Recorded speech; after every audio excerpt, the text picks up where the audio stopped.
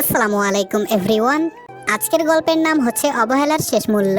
তো চলো বেশি কথা না বলে গল্প শুরু করা যাক। আমার নিজ রুমে আমার আপন বড় বোন আর আমার চাচাতো দুই ভাই তাদের একসাথে অন্তরঙ্গ অবস্থায় দেখে আমি বোকা হয়ে গেলাম। তাদের এমন অবস্থায় দেখে আমার মুখ দিয়ে কোনো কথা বের হচ্ছে না। হঠাৎ করে ওরা আমাকে দেখে তিনজন তিন দিকে ছিটকে চলে গেল, আর আমার ছোট চাচাতো ভাই আমাকে ভেতরে আটকে দরজা বন্ধ করে দিল। শুধু মুচকি হাসি দিয়ে আমার বড় বোনকে বলল, রূপা আমি বাহিরে গেলাম, তোরা সবকিছু সামলে নিস। এই কথা বলে আমার চাচাতো ভাই জানালা দিয়ে লাফ দিয়ে বের হয়ে গেল। আমি বোকার মতো এক কোনায় গিয়ে দাঁড়িয়ে আছি। আমার বড় বোন কাপড় পরতে পরতে আমার চাচাতো ভাইকে বলল, তোমার ভাই তো চলে গেছে, এখন একে কি করব? আমার চাচাতো ভাই পাভেল রূপার কথা শুনে রেগে বলল, শালা সবকিছু নষ্ট করে দিল, এখন তুই বোঝ কি করবি। আমি রেগে রূপার সামনে গিয়ে জোরে একটা লাথি দিয়ে বললাম, ছি রূপা, তোর লজ্জা করে না নিজের আপন দুই চাচাতো ভাইয়ের সাথে এসব করতে? আর পাভেল, তোকে আমি ভালো ভাবতাম, আর তুই কুত্তার বাচ্চা তোর ভাইকে নিয়ে আমার বোনের সাথে নষ্টামি করিস, তোকে তো আমি ছাড়বো না। আমার রাগ দেখে রূপা আমার সামনে দাঁড়িয়ে বলল, দেখো রনি, আজকাল এসব ভাই বোনের মাঝে হলে কিছু হয় না, আর ও তো আমার আপন ভাই না। দেখ, তুই এসব কাউকে বলিস না, বিনিময়ে চাইলে তুইও আমার সাথে। রূপার কথা শুনে রাগে প্যান্ট থেকে বেল্ট খুলে রূপাকে ইচ্ছে মতো মারতে লাগলাম। পাভেল তাড়াতাড়ি আমার কাছে এসে আমাকে লাথি মেরে নিচে ফেলে দিল, আর পাভেল রূপাকে বলল, যদি বাঁচতে চাস তাহলে আমাকে হেল্প কর। এই কথা বলে পাভেল আমাকে মারতে লাগলো, আর রূপা ওকে সাহায্য করতে লাগলো। ওদের দুইজনের শক্তির সাথে আমি কোনো মতেই পেরে উঠতে পারছি না। শেষে আমার হাত পা বেঁধে আমাকে এক কোনায় ফেলে রাখলো। আমি শুধু কান্না ভেজা কণ্ঠে রূপার দিকে তাকিয়ে বললাম, ওরা তোর জীবনটাকে নষ্ট করে দিচ্ছে, অথচ তুই বুঝতে পারছিস না। রূপা আমার সামনে এসে বলল, কি করব বল ভাই, এই বয়সে যদি এনজয় করতে না পারি তাহলে এটা কি কোনো জীবন হলো? আমি বললাম, তাই বলে তুই? পাভেল ঠাস ঠাস করে আমার গালে দুইটা চড় দিয়ে বলল, তোর সাহস কি করে হয় আমাকে কুত্তার বাচ্চা বলার? আমি বললাম, তোকে তো আমি। পাভেল আমাকে নিচে ফেলে আমার মুখের উপর জোরে লাথি মারলো। আমি শুধু বোকার মতো রূপার দিকে তাকিয়ে আছি। ও আমার বড় বোন হয়ে, ছি। হঠাৎ শুনি বাহিরে থেকে আম্মু ডাকতে ডাকতে বলল, রনি বাহিরে আয়, তোর ছোট বোন এসেছে। পাভেল দাঁড়িয়ে রূপাকে বলল, এখন কি করব? এই শালা তো সবকিছু বলে দিবে। রূপা পাভেলের কানের কাছে মুখ নিয়ে কি জানি বলল, আর পাভেল অমনি জানালা দিয়ে লাফ দিয়ে বের হয়ে গেল। রূপা আমার সাথে নিচে বসে বলল, ভাই দেখ। রূপার মুখে থুতু দিয়ে বললাম, তোকে এখন কি ভাষায় বকা দিতে ইচ্ছে করছে জানিস? তুই কিভাবে এগুলা করতে পারিস? ছি। রূপা হাসি দিয়ে বলল, দেখ, যা হয়েছে সবকিছু ভুলে যা, তাহলে আমি তোর সাথে কিছুই করব না। আমি বললাম, ছোট ভাই হয়ে তোকে শিক্ষা দিতে পারলাম না, আজকে তুই তোর জীবনটাকে নষ্ট করে দিলি, একদিন ঠিকই বুঝবি। তবে আমি এখান থেকে যেতে পারলে আমি সবাইকে সবকিছু বলে দিব। রূপা দাঁড়িয়ে বলল, আমার জীবন শেষ হয় নাই, বরং আজকে থেকে তোর জীবন নষ্ট হয়ে যাবে। আমার কথা তো শুনলি না। রূপা আমার হাত পায়ের বাঁধন খুলে বিছানায় ফেলে দিয়ে বলল, মাফ করে দিস ভাই। এই কথা বলে রূপা নিজের কাপড় নিজেই ছিঁড়ে জোরে জোরে চিৎকার করে বলল, আব্বু আম্মু আমাকে বাঁচাও প্লিজ, তোমার ছেলে আমার সাথে খারাপ কিছু করতে চাচ্ছে। আর অমনি পাভেল আর ওর ভাই দরজা ভেঙে ভেতরে চলে আসলো। পেছনে আম্মু আর আব্বু দাঁড়িয়ে আছে, আর সাথে সাথে রূপা আম্মুর পেছনে দাঁড়িয়ে কান্না করতে করতে বলল, আম্মু তোমার ছেলে আমার সাথে। পাভেল আমার দিকে এসে আমার কলার ধরে বলল, ছি রনি, তুই কিনা শেষমেশ। বাবা রেগে চিৎকার দিয়ে বলল, তুই কিনা শেষমেশ তোর বড় বোনের সাথে। আমার রুম থেকে হকি স্টিক নিয়ে বাবা আমাকে ধরে ইচ্ছে মতো মারতে লাগলো। পাভেল আর ওর ভাই আমার দিকে তাকিয়ে মুচকি মুচকি হাসছে। বাবা আমাকে মারছে, কিন্তু আমি চুপচাপ রূপার দিকে তাকিয়ে আছি। নিজের মায়ের পেটের বোন হয়ে ও আমার উপর এই অপবাদ দিতে পারলো। পাভেল বাবাকে বলল, দেখো চাচা, কিভাবে তোমার ছেলে আবার রূপার উপর তাকিয়ে আছে। বাবা তো রেগে বলল, আজকে তোকে আমি। সবাই শুধু দাঁড়িয়ে দাঁড়িয়ে দেখছে। আম্মু শুধু চুপচাপ কান্না করছে। বাবার মার খেয়ে কখন যে আমি অজ্ঞান হয়ে গেছি বলতেও পারি না। যখন জ্ঞান ফিরল তখন আমি অনুভব করলাম আমার শরীরে একটুও শক্তি নেই। বাবা আমাকে আমার রুমের ভেতরে বন্দি করে দিয়েছে। আমি কখনোই ভাবিনি আমার বোনের সাথে আমার আপন দুই যমজ চাচাতো ভাই এসব করবে, আর রূপা আমার বোন হয়ে ও আমার উপর। এসব চিন্তা করতে করতে চোখ দিয়ে পানি পড়ছে।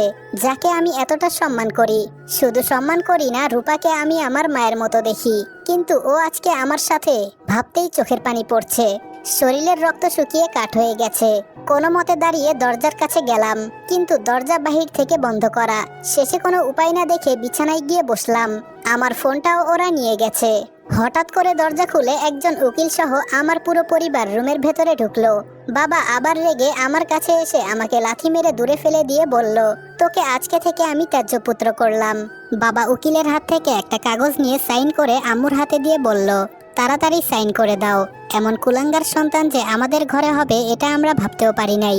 এমন ছেলে থাকার থেকে না থাকাই ভালো। হঠাৎ কোথায় থেকে আমার চাচা চাচি এসে বলল কি হয়েছে। স্কুলে ছিলাম, পাভেল খবর দিয়ে বলল তাড়াতাড়ি নাকি বাসায় আসতে হবে। পাভেল ওর বাবা মাকে এক কোনায় নিয়ে সবকিছু বলে দিল। আর এসব শুনে আমার চাচা প্যান্টের বেল্ট খুলে আমাকে আবার মারতে লাগলো। আমাদের পরিবারের মাঝে আমার চাচার রাগ একটু বেশি। ছোট থেকে আমার চাচাকে আমরা অনেক বেশি মানি, আর চাচাও আমাদেরকে নিজের ছেলের মতো সেভাবে আগলে রাখে। কিন্তু এইসব কথা শোনার পর তিনি দাঁড়িয়ে না থেকে আমাকে অনেক বেশি মারে। হঠাৎ কোথায় থেকে আমার ছোট বোন মিষ্টি এসে চাচাকে আটকে বলল, বাদ দাও চাচা, ও মারা যাবে। চাচা আরো জোরে চিৎকার দিয়ে বলল, ওকে জীবন্ত কবর দেওয়া উচিত। এরকম ছেলে যে আমাদের ঘরে জন্ম নিবে এটা আমরা জানতাম না। আগে জানলে ওকে গলা টিপে হত্যা করতাম। বাবা আম্মুর দিকে রাগ দেখিয়ে বলল, তোমাকে সাইন করতে বললাম না, তাহলে করতেছো না কেন? তোমার কানে কি কথা যায় না? এক কথা দুইবার কেন বলতে হচ্ছে তোমাকে? আম্মু কিছু না বলে কাগজটা নিচে ফেলে আমার দিকে তাকিয়ে কান্না করতে করতে ভেতরে চলে গেল। আম্মুই বা কি বলবে? চোখের সামনে যা দেখেছে তাতে করে ওনার কিছু বলার বা করার নেই। নিচে পড়ে থাকা কাগজটা তুলে পাভেল আমার সামনে এসে আমার হাত ধরে সেই কাগজের উপর একটা আঙ্গুল বসিয়ে দিল। ফলে সেখানে আমার রক্ত লেগে টিপসই হয়ে গেল। আর তখন পাভেল বলল, আজকে থেকে তুই আমাদের পরিবারের কেউ না। তোকে চাচা ত্যায্য পুত্র করে দিয়েছে। এখন তোকে থানায় নিয়ে গিয়ে দেখ কি করা হয়। চাচা পাভেলকে আটকে বলল, না, ওকে থানায় নিয়ে গেলে বরং আমাদের মান সম্মান নষ্ট হবে। তার থেকে আমি মনে করি ও আজকে থেকে এই বাসায় গোলামি করবে। বাবা তার চশমা খুলে কান্না মিশ্রিত কণ্ঠে বলল, আমি এমন একটা কুলাঙ্গার সন্তান জন্ম দিব এটা কখনো ভাবি নাই। তোকে এমন জন্মের শিক্ষা দিব যেন সারা জীবন মনে থাকে। আজকে থেকে এই পুরো বাড়ির কাজ ও একাই করবে। আর ওকে ওর রুমে বন্দি করে সবাই চলে আসো। বাবা আর চাচা চুপচাপ বাহিরে চলে গেল। আমার শরীর ফেটে এখনো রক্ত পড়ছে। পাভেল আমার কাছে এসে বলল, বলেছিলাম না আমাদের কথা শোন, শুনলি না। এখন দেখ তোর কি অবস্থা হয়। শেষে পাভেল আমার কানের কাছে মুখ নিয়ে বলল, তোর এই বোনের জীবন তো নষ্ট করবই, সাথে তোর ছোট বোন মিষ্টি আছে না, তোর এক বোন থাকবে আমার সাথে, আরেক বোন থাকবে আমার ভাইয়ের সাথে। আমাদের তো বিয়ে করার কোনো দরকারই নেই, ঘরেই যেহেতু সবকিছু আছে। আমি বললাম, তোকে তো আমি।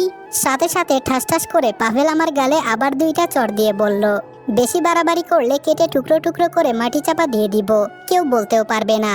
পাভেল উঠে চলে যেতে যেতে রূপাকে বলল, রূপা দরজা লাগিয়ে চলে আয়, আর দেখিস ও যেন কোনো চালাকি না করে। আর আজকে রাতে আমাদের বাসায় যাবি। আম্মু আর আব্বুকে মিথ্যা কথা বলে নানার বাড়িতে পাঠিয়ে দিব। পাভেলের কথা শুনে আমার রক্ত মাথায় উঠে গেল। শুধু চোখ বন্ধ করে নিজের রাগকে কন্ট্রোল করে বললাম, ওই উপরওয়ালার কসম করে বলছি, একদিন আমি তোদের এমন অবস্থা করব যে তোরা আমার কাছে মাফ চাইলেও মাফ পাইবি না। পশুর থেকেও আমি খুব নিকৃষ্ট হব বলে দিলাম। এর শেষ আমি দেখে ছাড়বো। চোখ খুলে দেখি রূপা আমার সামনে দাঁড়িয়ে আছে। শুধু দাঁতে দাঁত কামড়ে বললাম, মানুষ বলে আপন রক্তের চাইতে আর কিছু হয় না, কিন্তু কে জানে ঘরের ভেতরে এমন শত্রু আছে। রূপা বলল, দেখ ভাই, তুই আমাকে জ্ঞান দিস না, আমি তোর চাইতেও অনেক বেশি বুঝি। এই বয়সে এসব না করলে কখন নিজের লাইফে এনজয় করব বল?